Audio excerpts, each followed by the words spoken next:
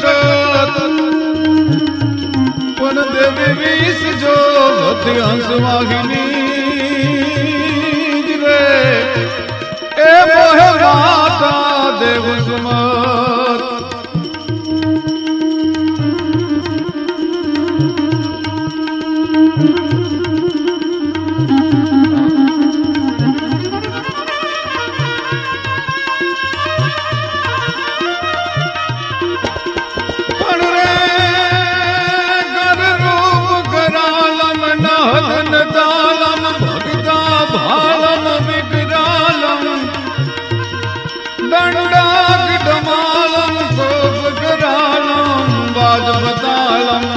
तालम खड़गल खालम जोम भतालम कोड़ड़ तालम तीन कुंडा खड़गे घर खंडा नसर मुचंडा भाई ब्रैकुंडा चामुंडा मां भाई ब्रैकुंडा चामुंडा रे मारी भाई ब्रैकुंडा चामुंडा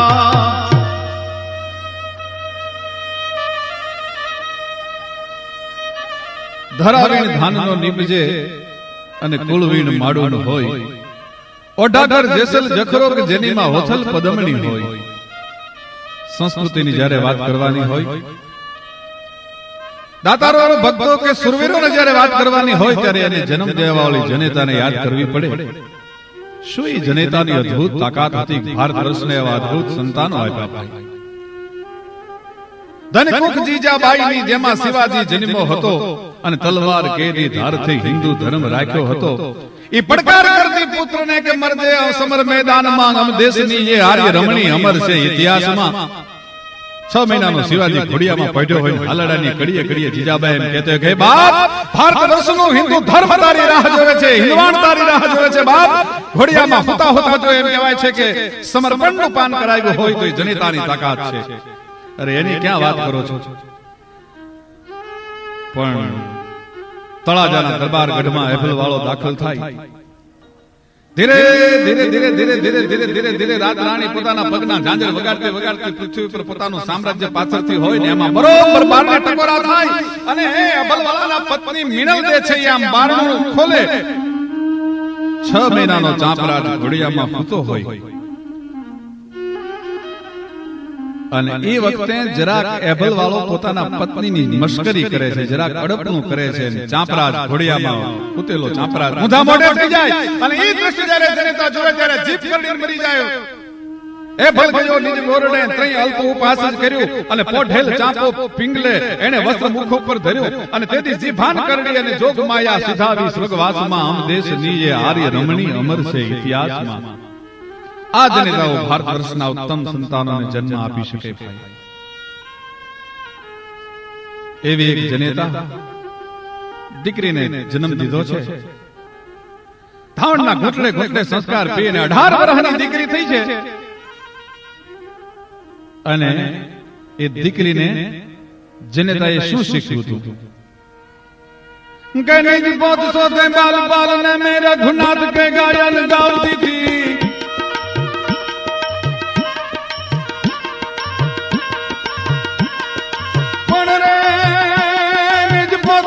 बाल बाल ने मेरे गुनाह के गायन गाती थी कहीं ज्ञान गीता समझाती थी भाई मौत का साव भुलाती थी घर गाती रन काल गाती सोई हिंद की राजपुतानिया थी सोई हिंद की राजपुतानिया थी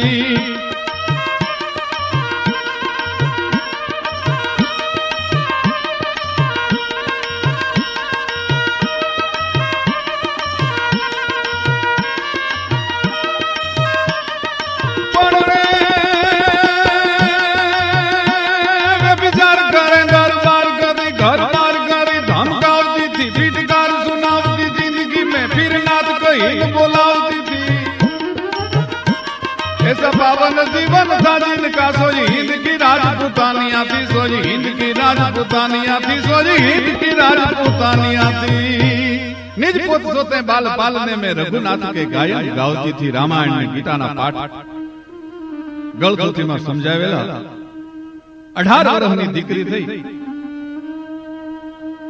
સગપણના માગા મિલ્યા સગપણના માગા આવવા માંડ્યા એટલે દીકરી બાએ ને એની માં અંગત મળે ત્યારે પૂછે બેટા ફલાણા સ્ટેટનું માગું છે, બેટા આપણે સ્વીકારવું છે, એટલે દીકરી ના પાડી દે, ના માં ઈ સ્ટેટનું માગું આપણે નથી સ્વીકારવું. દસેક માગાને જ્યારે પાછા ઠેલ્યા ત્યારે એની બેનપણી કાયમ એની બાજુમાં ઊભી હોય, બેનપણીએ કાનમાં પૂછ્યું તું બેન કેવા પુરુષનો ચૂડો અને ચુંદડી ધારણ કરવા છે? અને સંસ્કારના પાન પીને મોટી થયેલી સૌરાષ્ટ્રની 18 વર્ષની દીકરી એમ કહેતી હતી કે હે બેન, હે સયાર, ચૂડો પહેરો ઈણરો કે જીણરી અખિયા લાલ, પછી ભલે ને ઘડીક જ રહું સુહાગણી પણ મારો મનખો આખો ન્યાલ. ચૂડો પહેરો ઈણરો કે જીણરી અખિયા લાલ એવો મર્દ હોય, મર્દ શીશ પર નવે, મર્દ બોલી પહેચાને, મર્દ ખિલાવે ખાય, મર્દ ચિંતા નહીં માને, મર્દ લેજ ગર દેજ, મર્દ કો મર્દ પચાવે, ગહરે સાકર કામ, મર્દ કો મર્દ હી આવે. એવો કોઈ મર્દ હોય. ટૂંકમાં જો વાત કરું તો એ દીકરીના લગ્ન લખ્યા, મીઠા મંગળ ગીત ગવાણા કે જીણા જીણા રે મોતીનો હે મારા દીનો,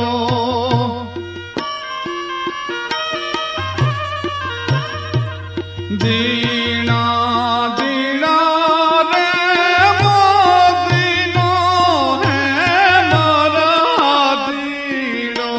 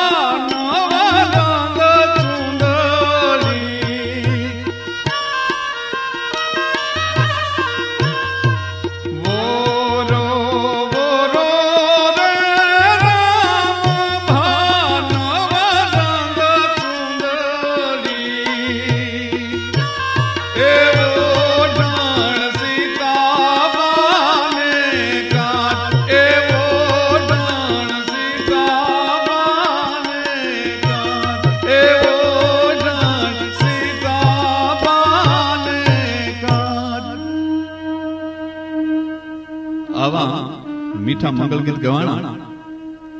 દીકરી બા જ્યારે ચોરીએ ચડ્યા ત્યારે બાજુમાં આવીને એની સૈરે પૂછ્યું તું બેન તું કાયમ એમ કહેતી હતી કે ચૂડો પહેરો ઈણરો જીનરી અખિયા લાલ, પછી ભલે ને ઘડીક જ રહું સુહાગણી પણ મારો મનખો આખો ન્યાલ. હે બેન, ઓળખો કેમ કે આ મર્દ છે? 18 વર્ષની એમ કહેવાય છે કે દીકરીએ છાતી હમાણો લાજનો ઘૂંઘટો તાણ્યો તો એ લાજના ઘૂંઘટાને ઊંચો કરી અને બેનપણીને જવાબ આપે છે કે બેન, પરણતા મેં પરખિયો એની મૂછા તણી અણી, મેં તો લાંબી પહેરશાન જદ પહેરે ઘણી. એના મૂછના મરણમાં બેન હું ઓળખી ગઈ છું કે મર્દ માણસ છે અને હજારો દુશ્મનોની બાયુના ચૂડલાને જ્યારે ખંડિત કરી નાખ્યા હશે ત્યારે મારો ચૂડલો ખંડિત થાય, પહેલા મારો ચૂડલો ખંડિત ન થાય. એવો જવાબ આપી અને 18 વર્ષની વવારો સૌરાષ્ટ્રની આજ હાહરામાં પીઠી ભરેલી કન્યા પોતાના એમ કહેવાય છે કે પ્રભુતામાં પગલા માંડી પહેલું પગ એમ કહેવાય છે પોતાની હાહર વેલમાં મૂકે છે. કંકુ પગલી વહુ એમ કહેવાય છે કે ધીરે ધીરે ધીરે ધીરે ધીરે પોતાના ઓરડામાં દાખલ થઈ સાંજનો સમય છે. ભગવાન સૂરજ નારાયણ અનાદેના ઓરડે દૂધના કટોરા પીવા જવાની તૈયારી કરે. સંધ્યા, શ્રાવણ મહિનો છે અને સંધ્યા ખીલી છે, પણ કવિ એમ કહે છે કે સંધ્યાનું રૂપ કેવું લાગે છે.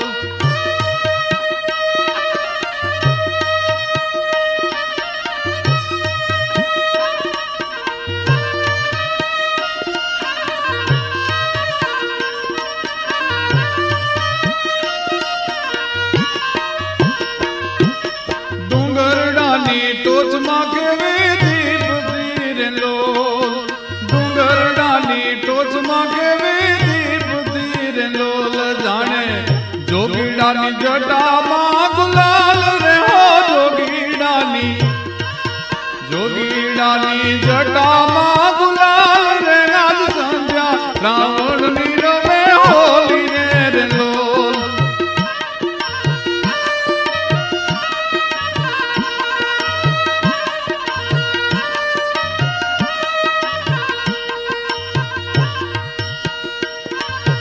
કોલ લે હુરજ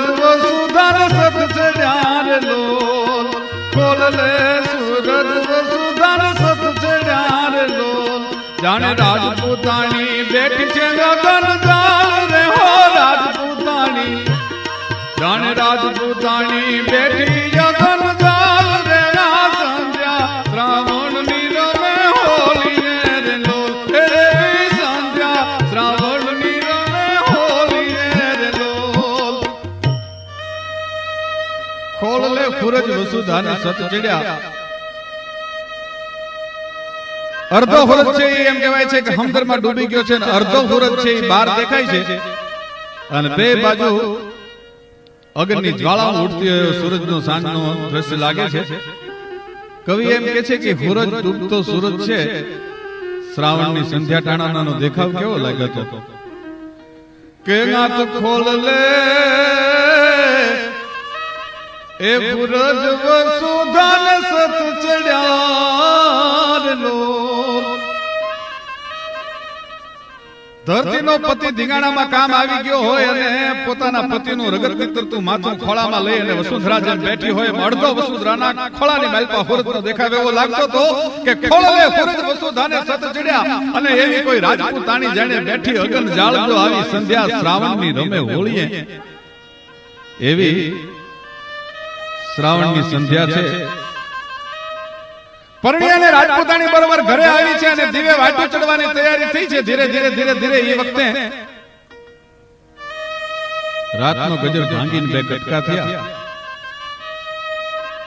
હામિયા વખતે ઢોલીને રાજપૂતાણીએ પરણિયાને વહી આવવા વાળી 18 વર્ષની વવારુએ જે વાત સમજાવી હતી,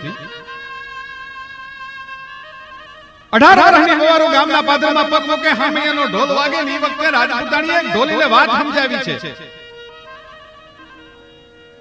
આપ એમ કહેશો પરણીને વહી આવે અને ઢોલીની હારે વાત કરે, કોઈ સામાન્ય વાત નહોતી. પણ કુરુક્ષેત્રના રણ મેદાનમાં પંચજન્ય નામનો શંખ હોઠની માથે ધારણ કરી અને વિરાટ સ્વરૂપ ધારણ કરે જ્યારે કેવાલા તારા એ વિરાટ રૂપને ભાલી અને ઓલો ધનંજય ધ્રુજી ઉઠ્યો રે જી. ધનંજય નામ અર્જુન જેમ ધ્રુજી ઉઠે યથા નદી નામ બહવમો વેગા સમુદ્ર વેવા વિમુખા દ્રવંતી તથા તવામિ નરલોક વીડા વિશંસે વક્રાણ ભેવી જ્વલંતી વાજ્ય મોગ્ય વરુણઃ સસાંગ પ્રજાપતિ સ્વં પ્રપિતામહશ્ચ. હે કૃષ્ણ હે યાદવ હે સખેતિ ગજરાન મહિમાનમ તવેદમ. ગીતા જેમ વિરાટ રૂપનું વર્ણન કરે અને વિરાટ રૂપમાં એક સેકન્ડમાં દિવ્ય ચક્ષુ આપી અને અર્જુનને ભગવાન કૃષ્ણ ચંદ્રમણી જેમ કુરુક્ષેત્રના રણ મેદાનમાં ગીતાનું પાન કરાવી દે એમ પરણીને વહી આવતી 18 વર્ષની વવારીએ ઢોલીને એક વાત સમજાવી દીધી. હે ઢોલી, હું કાયમ મારી બેનપણીને એમ કહેતી હતી, ચૂડો પહેરો ઈનરો જીનરે અખિયા લાલ, પછી ભલે ને ઘડીક જ રહું સોહાગણી, પણ મારો મનખો આખો ન્યાલ. હું ચોરિયા ચડી ત્યારે મારી બેનપણીએ પ્રશ્ન કર્યો, ઓળખો કેમ કે મરદ છે? અને તે દી અને હું જવાબ દઈને આવી છું, પરણતા મેં પરખ્યો એની મૂછા ધણી હણી, મેં તો લાંબી પહેરીશા જદ પહેરે ઘણી. ઢોલી, આજ અમારી પ્રથમ મિલન રાત્રિ છે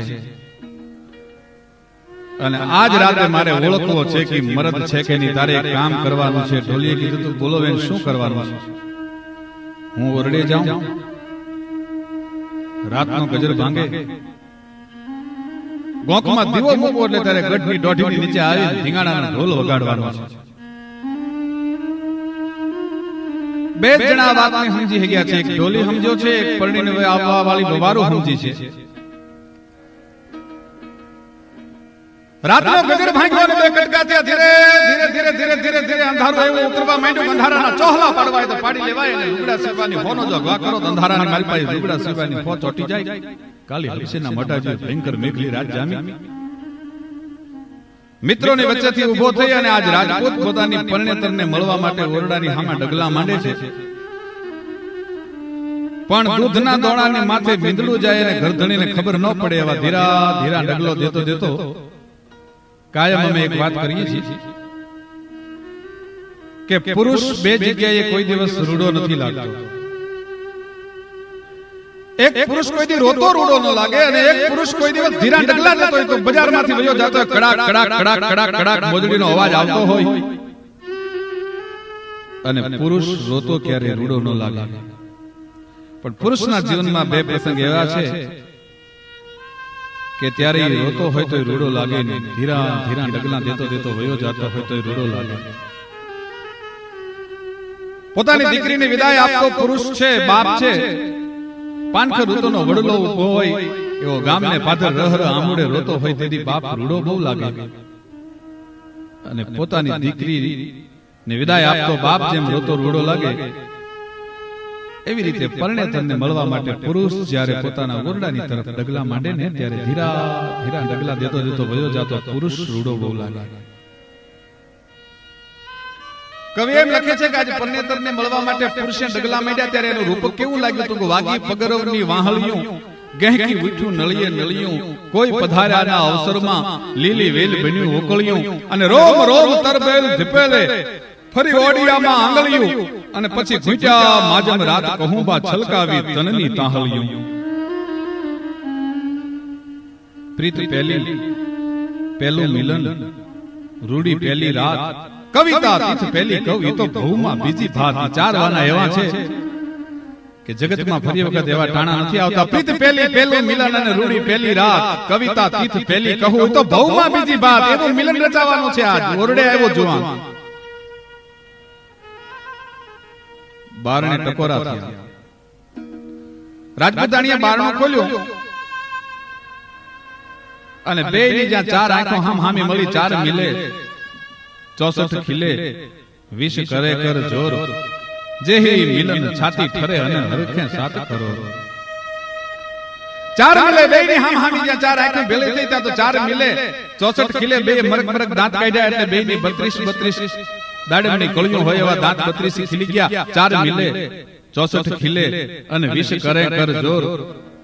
અને હામ હામે હાથની જ્યાં આંકડા મળ્યા, વી આંગળીઓ ભેળી થઈ, વિષ કરે કર જોર, અને પછી જેહી મિલન છાતી ઠરે અને હરખે સાત કરો. એવું મિલન રચાય ન રચાય એ પહેલા તો રાજપૂતાણી જુદી પડી અને ગોખમાં જઈને દીવો મૂક્યો. નીચે ઢોલી ઉભો તો ધીંગાણાનો ઢોલ મીંડો વગાડવા, રડીપાંગ વિજાંગ રડીપાંગ વિજાંગ રડીપાંગ વિજાંગ રડીપાંગ વિજાંગ રડીપાંગ વિજાંગ ગુંગ્યો ઢોલ મીંડો વાગવા. શ્રૃંગારસમાં જે જુવાન હતો એ જુવાનની પ્રકૃતિ ખેંચાણી, તરત જ પ્રકૃતિનો મરોડ બદલાનો. છામ છામ છામ છામ છામ છામ છામ છામ છામ કાનની બૂટ લાલ થવા માંડી. તમે ત્રાંબા જેવી રાજપૂતની આંખ બની ગઈ, એક એક આંખમાં આડો ધોબો આડો ધોબો હાહાના કાળજાનો લોહી રેડી દીધો એવો લાલ ઘુમ રાજપૂતની આંખ બની ભુજાઓ થરાક થરાક થરક થરકવા મળી ગઈ. અને પરણવા માટે જે તરવાર રાજપૂતે હાથમાં લીધી હતી, મ્યાનનો ઘા કરી અને હાથમાં તરવાર લઈને પોતાની પરણેતરને કીધું તો લ્યો હું જાઉં છું, જય જગદંબા. પણ કે ભલા મારા હાથ ઉભો તો રે, તારા હાથમાં શું છે? મારા હાથમાં તરવાર છે.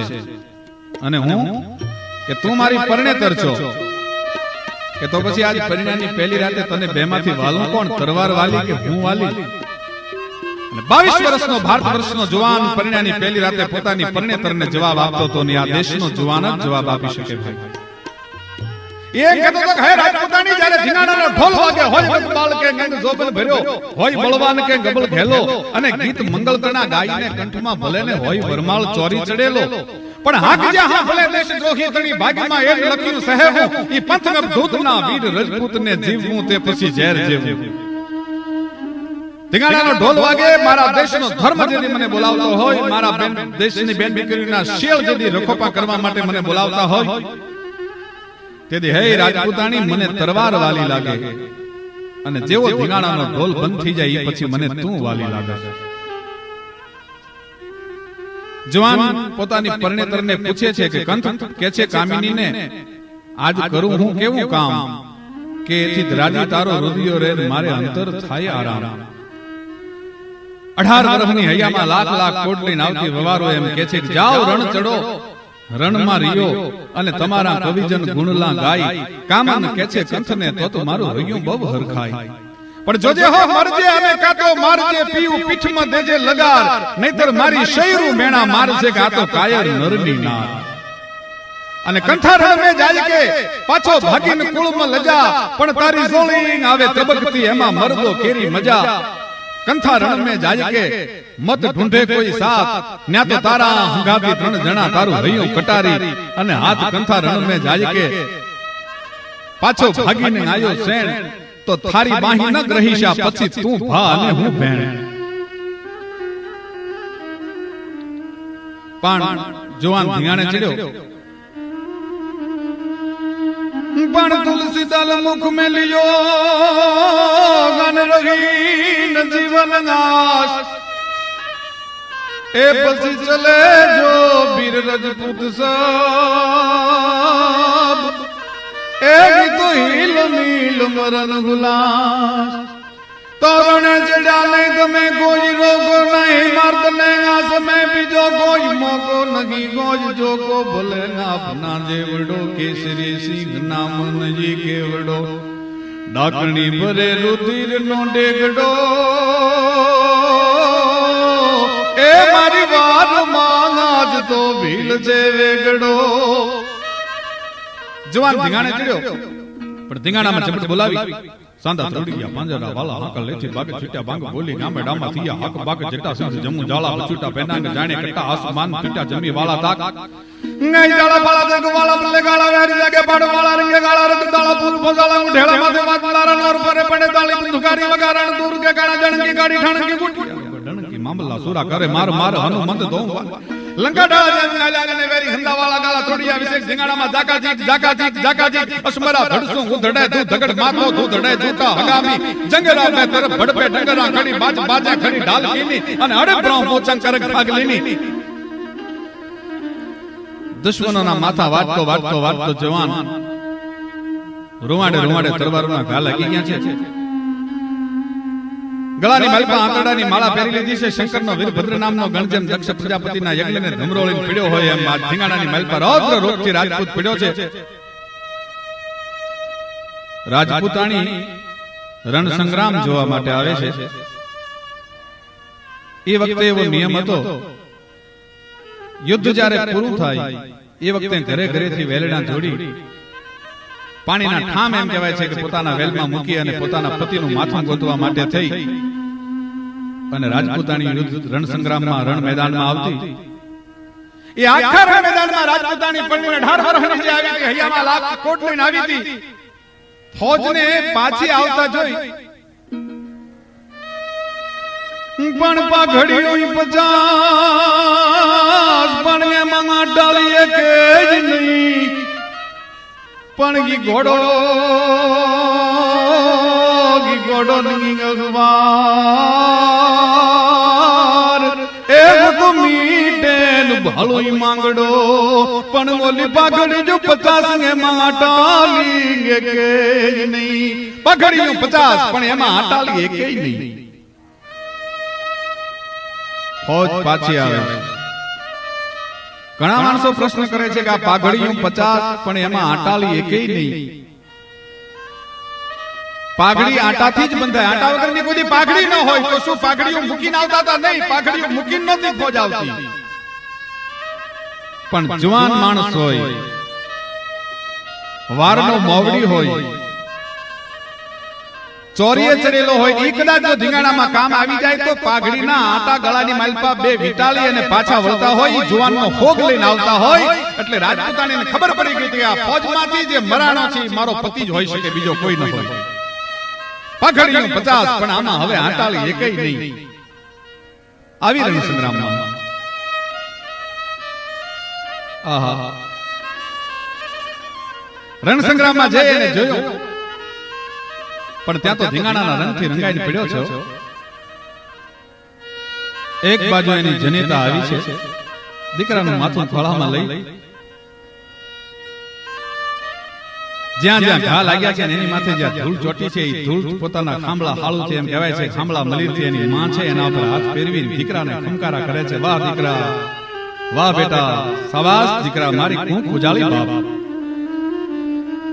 મેઘાણીજીની કલમે દીકરો જવાબ આપે છે કે માં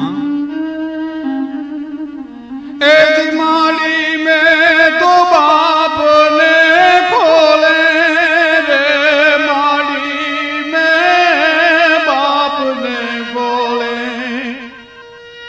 મેર બેસીને સાંભળ્યા સો રાત બાપુના ઘોર ધીંગાણા રે.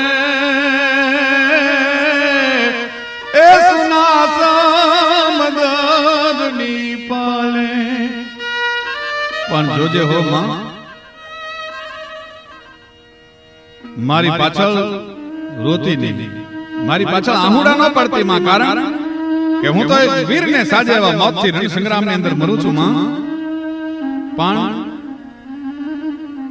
એ બીજું મારી માવડી તુને રે કહું છું, મારી માવડી તને એ હવે રોજે મારી માવડી મારી ભાઈ મોટેરો પાલશે તુને રે. એ સુના સામદારની પાલે એ ગાધાદની પાલે રે. ત્યાં તો પોતાની પરણેતરને જોઈ. પરણેતરે જ્યારે રાજપૂતને ધીંગાણા રંગથી પડેલો જોયો પણ વગે ફરુકે મૂછડી અરે નારિયાળ જો જબુકે દામ પણ હજુઓ પટોલા